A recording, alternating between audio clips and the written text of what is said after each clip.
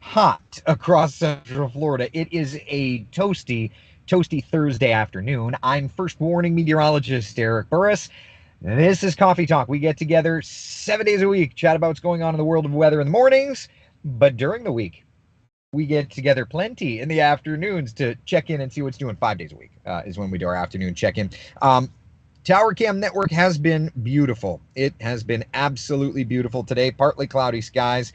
It has been a wonderfully warm day. You kind of see a little bit of rain out west of us. Those temperatures definitely hanging out in the 90s in many locations. So, yeah, we've got a toasty one. And we're not expecting much of the way of rainfall. It's going to be a nice and dry forecast for us. So, looking ahead to this afternoon and this evening, good stuff continues for us. Here's a look at our forecast. Temperatures kind of little by little dropping off from the mid 90s. Our peak high temperatures will drop off to about 88 degrees 7 o'clock, 84 degrees 9 o'clock, and by 11 o'clock, lower range of the 80s. So yeah, if you're a fan of the warmth, we've definitely got plenty of that. Now for us tomorrow, let's just kind of take a look ahead, okay? So what we know for sure is that we have a warm stretch. Yesterday was well above average. The average high temperature this time of year is sitting in the low, like 91 degrees is our average high temperature this time of year. So looking ahead to the next couple of days, you'll notice that those temperatures are warm and toasty, right? Like today, 95 or so. But our Friday, Saturday, and Sunday rain chances start to go up, and that's going to aid in that kind of dropping of temperatures. It's not going to be significant, but it's at least going to be something. Let me show you kind of the overall setup here, okay? Old frontal boundary kind of north of us, kind of on the top of the screen there. That's going to sneak a little closer to us. And what that's going to do is that's going to help to ramp up the moisture. So we're looking at higher shower and thunderstorm coverage, particularly looking at tomorrow. Now, it's not going to be like a mess of a day or anything, but it's going to be something. So just keep that in mind. So let me do this. Let me dial up the old Futurecast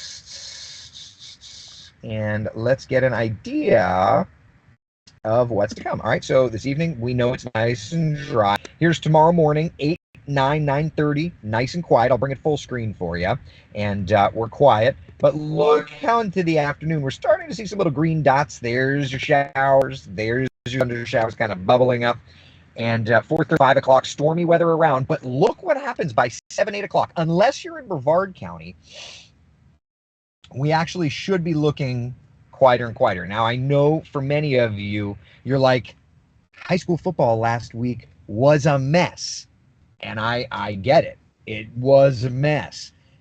At least it looks like things are going to be just a little bit better. Just a little bit better this week. So we'll go with that. All right. So that's a quick look at our forecast. Let me dial up, stand by. Let me dial up our 7-day forecast. Okay, here we are.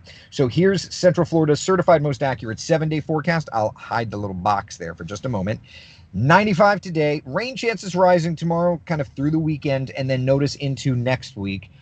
We're actually looking pretty okay. So that's the good news there is that relatively speaking, we're going to be pretty okay.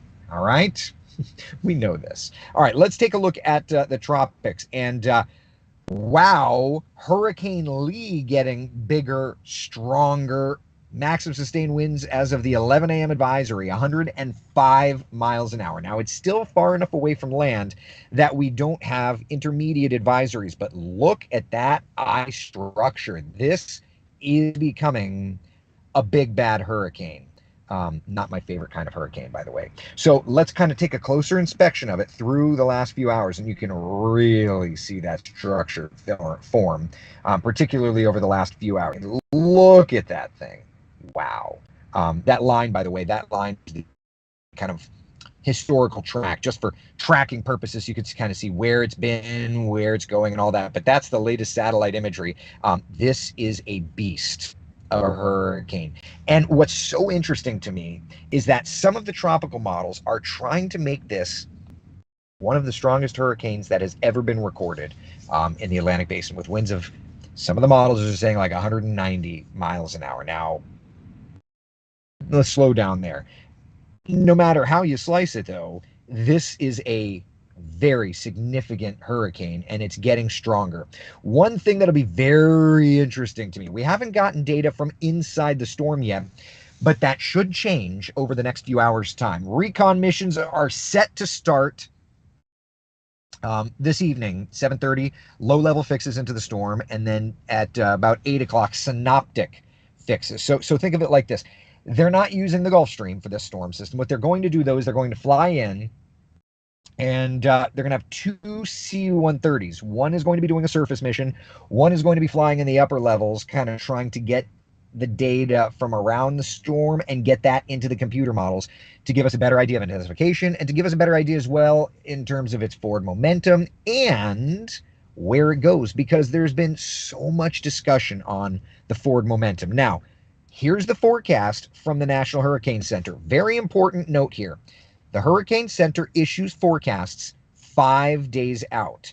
They do that because forecast skill dramatically goes downhill more than 5 days out. Notice it's winds of 105 miles an hour, but by as soon as this evening, we're thinking it's going to be a major hurricane. And then through tomorrow, watch it make that 160 mile per hour winds. That is an incredibly bullish forecast for a hurricane. The strongest kind of intensification forecast that the Hurricane Center's ever put out. Now, we don't show a curve here yet because there's still so much time. We haven't gotten to that time horizon where that curve happens. Computer models have been very, very consistent on showing that curve. There's the latest tropical models showing that curve. There is, though, one interesting little kind of adjustment that I've seen on the ensemble plots today. Let me just show that. There's starting to be more of a camp trying to go a little more due west, particularly on the GFS, but the Euro's even showing it there too. But there's a decent kind of cluster trying to go a little more due west. These are the GFS ensembles and the Euro ensembles. And if you watch Coffee Talk often, you see this, maybe in terms of little circle blobs. So that's an interesting little start of something. Hopefully that's not an actual start of something, but let me do this. Let me just pull up, and I'm just going to pull up a couple of ensembles just for discussion purposes, okay? So let's do that. Let's bring that full screen. All right. Give me 2 seconds. I'm doing this from the car. I've got a haircut here, so don't judge me for kind of trying to do the best I can in the car. All right, multi-parameter. Oh, I need to switch. We're going to go to the GFS ensemble.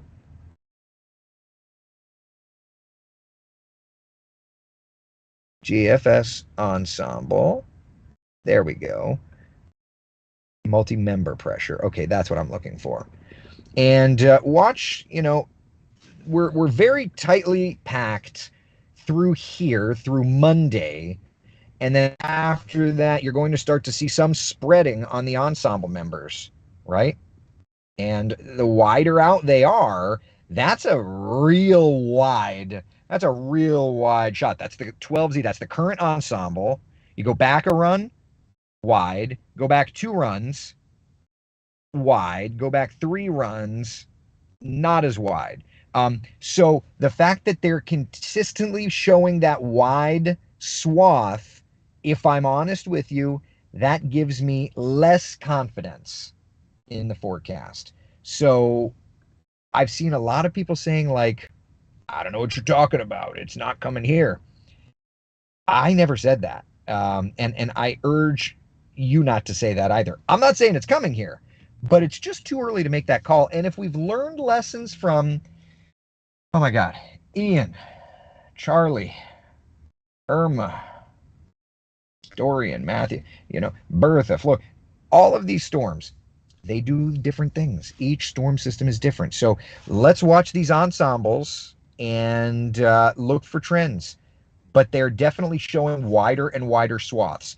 I will tell you this, the slower the ensemble is, the more it seems to want to go west.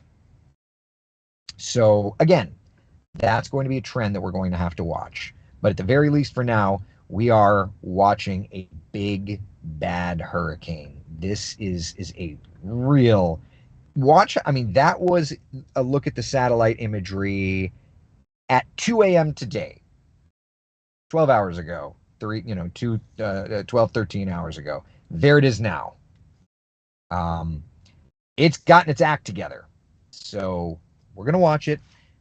I'm not going to hype it, but don't confuse coverage with hype. I'm not hyping it. I'm just giving it coverage because I know that there's people that have questions and I want to give you a good answer, as good of an answer as we have. All right. All right.